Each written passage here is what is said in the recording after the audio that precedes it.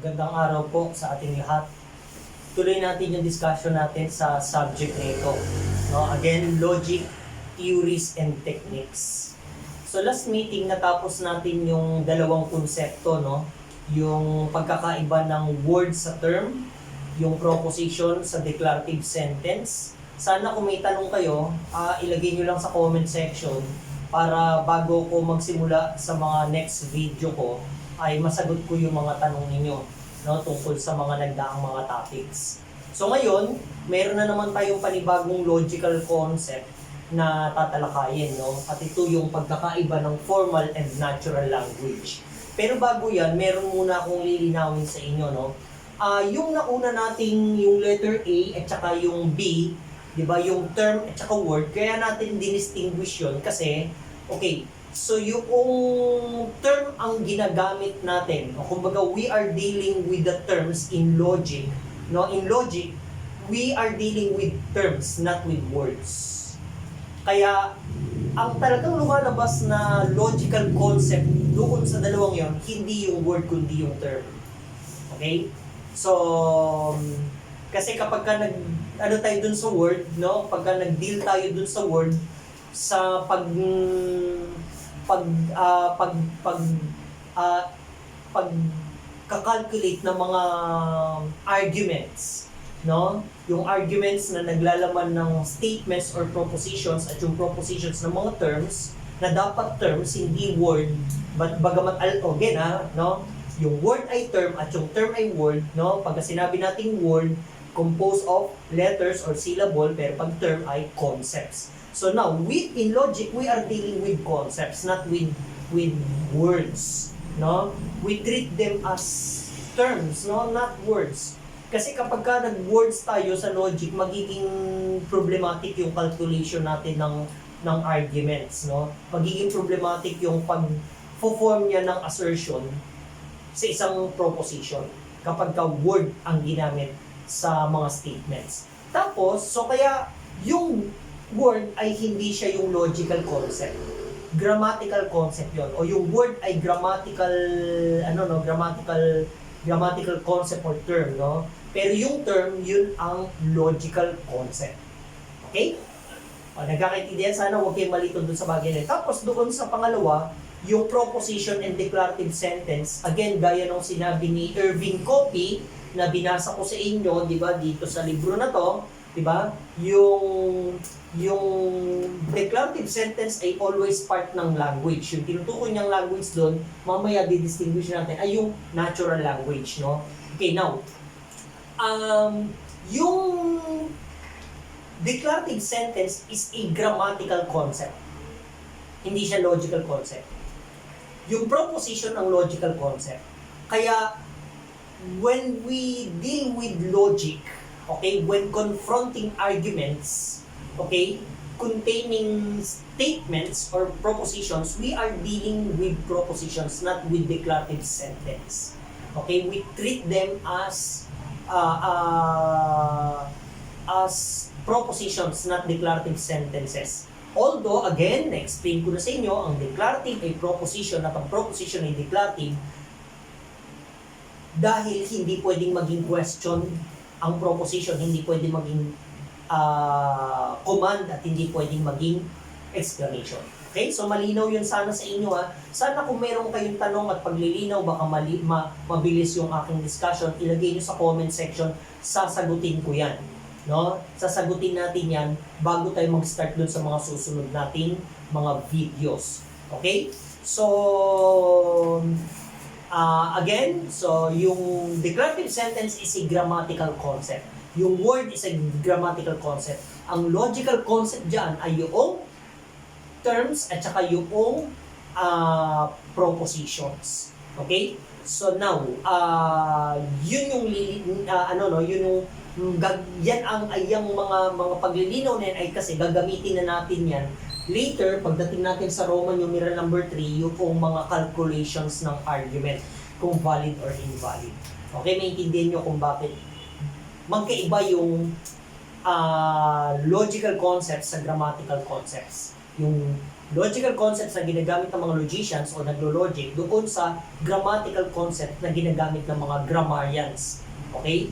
Okay, so now, let's continue our discussion. At ang next concern natin ay yung pagkakaiba ng formal language sa natural language. So, magkaiba yan. Okay, sa logic, we are dealing with formal language, not natural language. Now, ano ba kasi yung formal language? So, pag sinabing formal language, huwag niyong isipin, hindi ito yung common notion natin na formal na parang desempe. No? Parang maginoon dating. Hindi ganun yung ibig sabihin sa logic ng formal. Okay, so pag sinabing formal language, ayun o, meron kasi siyang two sets of rules lang. Okay? Ano yung two sets of rules? No? Ito yung syntax at saka yung semantics. Okay? So, mamaya i-distinguish natin yan. Samantalang sa natural language, tatlo yung set of rules na involved sa kanya. Ano yun? Yung syntax, semantics, plus yung pragmatic. So, nagkakaiba yung formal sa natural language kasi yung formal, wala siyang pragmatic rules. Okay? Wala siyang pragmatic rule na involved, kundi syntax and semantic lang. Now, ano ba yung pagkakaiba nitong tatlong to? Yung syntax, semantics, pragmatics. Kung bakit sa formal ay syntax lang at saka semantical rules. So, syntactical at saka semantical rules lang at hindi kasama yung pragmatic rules. Okay. Pag sinabi kasing syntax, okay, alam ko may common notion kayo sa, may idea na kayo sa syntax, no? Doon sa mga nag-English major o nag-take ng English. Sa English, ang ibig sabihin nila niyan ay, ano, no, ay yung, ano nga ba yun? Bigla ako nakalimutan, no? Yung semantics sa kanila, yung denotative meaning, eh. Ito, yung syntax sa English ay yung the rules in forming, no, in combining words, no, to form a sentence, a clause, or a phrase. So, ganun yung definition ng English sa syntax, no? Tapos, pagka semantics, yung denotative meaning, ganun sa kala. Sa logic, hindi naman nagkakalayo, pero may pagkakaiba pa rin. Sa logic, ang gagamitin natin na meaning, okay, o definition ng syntax bilang bilang set of rule, no, isa sa mga set of rules, no, set of rules sa formal language na gagamitin ng logic. Ang syntax is defined as what? As what counts as a sentence. So almost may similarity doon sa paano siya define ng English, no? Sa English, yung formation ng words para mag-create ng phrases, clauses, and sentences. Ibig sabihin, almost parehas din dito, no? Kasi dito, what counts as a sentence? Ibig sabihin, dito sa rule ng syntax, sinasabi lang na, kailan ba na ang pagkakaroon ng combination ng mga terms, o terms tayo, kasi logic, no? Instead of words, okay? Terms, ay nagpo-form siya ng sentence at kailan hindi. Okay, so yun yung rule of syntactical rule. Okay, kaya sinabing what counts as a sentence. Kailan siya sentence, kailan hindi. Okay? Now, sa case ng logic, hindi lang basta sentence, okay, dahil maraming sentences, kundi proposition. Kailan siya proposition at kailan siya hindi proposition. Okay? Okay, kung question ba siya or command or ano. So, what counts as a sentence? Kailan siya sentence? Yun ang concern ng syntactical rule. Okay? Pero pag semantical rule naman sa logic, ayan o, what counts as a true sentence? Ibig sabihin, may sentence na, okay, may proposition na, pero kailan siya true? Okay? At kailan din siya false? Yun ang semantic rule. Ano? Now, yan lang yung two sets of rules na involved sa formal language. Kaya ganito yan, no? Kung ganito yung formation ng terms at nag-form siya ng sentence o ng proposition, ayun o, ano ang truth value niya? True or false? Okay? Ano yung ina-assert niya? Ganun lang naman yung sinasabi ng two sets of rules sa formal language. Ano? So kung ganito siya, yung formation niya, ganito yung assertion niya. At yung assertion niya, yung malinaw yun, base dun sa paano nag-form yung mga terms. Okay? Paano nag-combine yung mga terms in forming a sentence or a proposition. Okay? Particularly. Malinaw po ba? Malinaw? Okay. So now, sa natural language, meron silang syntax, may semantics, pero may dagdag. Ano yun? yung pragmatic. Ibig sabihin ng pragmatic rule ay, ito yung sentence, paano ginamit yung sentence sa ibang konteksto at nag-iba na siya ng assertion. Nako nyo? Diba yun yung distinguish natin sa declarative sentence at saka yung proposition? Yung the same declarative sentence, sabi ni Copy, no, in-explain natin last meeting, can be uttered in different contexts to render different assertion. Okay? So kaya para maiwasan yung magkaiba ng assertion, yung malabo kung anong assertion ba yung kino-convey ng isang sentence, no? Hindi declarative yung ating ginagamit, no? Hindi tayo, we are not dealing with declarative sentence kundi propositions.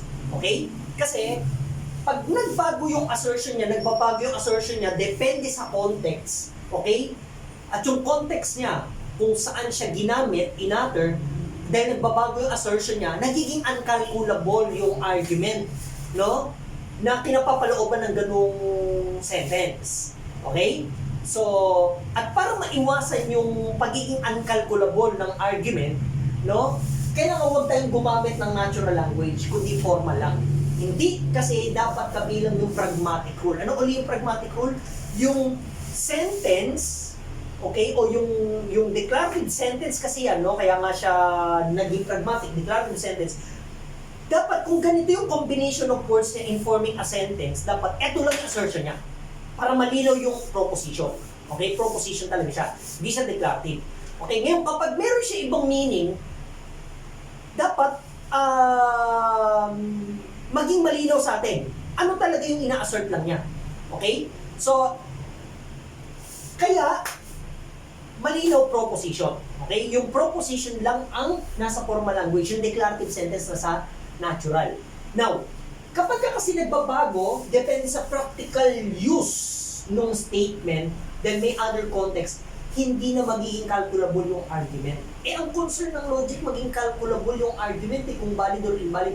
Paano makakalculate ang argument kung ang may mga involved siya mga statement na nag-iiba ng meaning? Kasi yung statement, bakit nga siya nag-iiba ng meaning? Kasi declarative lang yung treatment natin sa kanila. Pero hindi nga dapat declarative sentence, kundi we use what?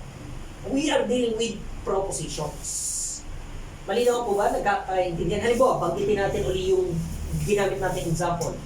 Yung, okay, sentence na what, sabihin natin, yung sentence na, okay, burahin ko na to. O siguro, sulat ko na lang dito. Okay, sulat ko dito.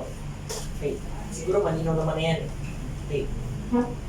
Nababasa ba? O i-block ko na lang ito. Okay, yung example natin nung last meeting na, there are many crocodiles in this country. Okay, country. Okay. Now, pag tinrato natin to bilang proposition, malinaw yung kanyang assertion na ang tinutukoy na crocodile dito ay yung talagang hayop na crocodile, yung buhaya talagang hayop. Okay? Na nakikita natin sa lawa, sa zoo. Kanya? Okay. So, kapag tinrato natin to bilang proposition, at ito bilang proposition. Okay? Now, kapag ang ibig sabihin pala natin to, o ito ay in-utter sa Senate, sa politics, to mean na yung crocodile ay corrupt government officials, doon na siya nagiging natural language. Yun yung sinasabi ni Copy na itong sentence na ito, itong declarative, pag in-utter in other context na nag-render ng ibang meaning, okay, yun yung declarative. At yung assertion, yun yung proposition. Now, para maging malinaw yung assertion, kung ang ibig mo palang sabihin na gusto mong i-assert ay there are many corrupt government officials, huwag mong gamitin itong sentence na ito. Ang sabihin mo na lang, there are many corrupt government officials in this country. Okay? Para malinaw yung assertion at malinaw na proposition talaga, yun yung gusto niyang i-assert. Na kanya? At pagka na-involve siya sa argument, no, madali siyang i-calculate kung valid or invalid when relating that proposition or statement with other statements. Nako? So kaya kung ang gusto mong i-assert ay there are many corrupt government officials in this country, sabihin mo na lang there are many corrupt government officials in this country. Huwag mong sabihin there are many crocodiles in this country. Malinaw po? Dahil kapag ito ang ginamit natin, nang ibig mo sabihin ay corrupt government officials, nandun ka sa natural language. Kasi yung pragmatic meaning o rule nito ang nakapaloob dito sa sentence nito. Okay? So sa formal, dapat kung ito yung combination ng terms, ito yung kanyang proposition, malinaw na yung assertion niya. Okay? Hindi siya pwedeng magkaroon ng ibang assertion. Kasi kapag nagkaroon siya ng ibang assertion, natural language niya. Okay? At dahil natural language, iba na ina-assert nyo, hindi malinaw yun. Hindi makikita yun ng naglo-logic na may iba palang assertion to. Diba? Hindi niya makikita yun eh. Diba? Kung ito gamitin nito, diba? Nilagay mo ito sa isang argument. Hindi alam ng naglo-logic na ang ibig palang sabihin nito ay corrupt government officials. Ang labo eh, diba? O, diba? O, kaya, para maiwasan yun, dapat clear yung statement o yung proposition. Na dapat proposition talaga, hindi declarative sentence. Doon masasabi natin na we are in what? In the formal language, not in the natural language. Malinaw po? Malinaw? Okay? So, sana ay I hope nakadagdag sa inyo yung anong yan, no? Yung kamalayan na yan. No? Again, hindi dinidistinguish yan sa ibang disiplina, kundi sa logic lang. Kung distinguish man nila yan, siguro may iba silang paraan ng pag-distinguish ng mga concepts na pinabanggit natin. But again, yung kung paano nila dinidefine yung mga terms sa ibang disiplina, huwag natin isipin na ganoon din lagi sa logic. Again, ang concern ng logic is clarity. Bakit clarity? Kasi para makalculate ng tama ang argumento kung valid or invalid. Okay? So again, sa logic, we use formal language, hindi natural language. Okay? So, muli, magkita-kita tayo sa next video ko, no? Letter D naman tayo, no? Another distinction na hindi karaniwan na nadidistinguish ng ibang disiplina. Okay, bago ako magtapos, pag sinasabi kong ganyan na hindi na i-distinguish ng ibang disiplina, I don't mean to say na I'm humiliating other disciplines, no? Ang ibig ko lang pong sabihin ay hindi kasi trabaho ng ibang disiplina yung ganitong klase ng pagka-clarify ng mga distinctions, ng mga terms, okay, o ng mga concepts, no? At ang may trabaho ng paglilinaw ng mga distinction ng mga yan na somewhat confusing sa atin, okay, ay ang talaga may trabaho niyan ay logic. So hindi natin sinasabing bahina yung ibang discipline, hindi kasi hindi nila trabaho yun. Okay, kaya kung sa English sinasabi lang ay synonymous, kasi hindi nila trabaho na i-distinguish talaga exactly the way logic attempts to distinguish concepts. Okay? So marami pa tayo di-distinguish, no, na mga konsepto kung paano yan i-distinguish o dinidefine ng logic. Okay? So kaya kung gusto niyo ng clarity, mag-logic kayo. Okay? So muli, maraming salamat po sa ating lahat sa pagsubaybay nyo sa aking video, no? Magkita-kita tayo ulit sa next video ko. Letter D tayo. No? Papakilala ko yung next concept na di-distinguish natin. Thank you. See you again.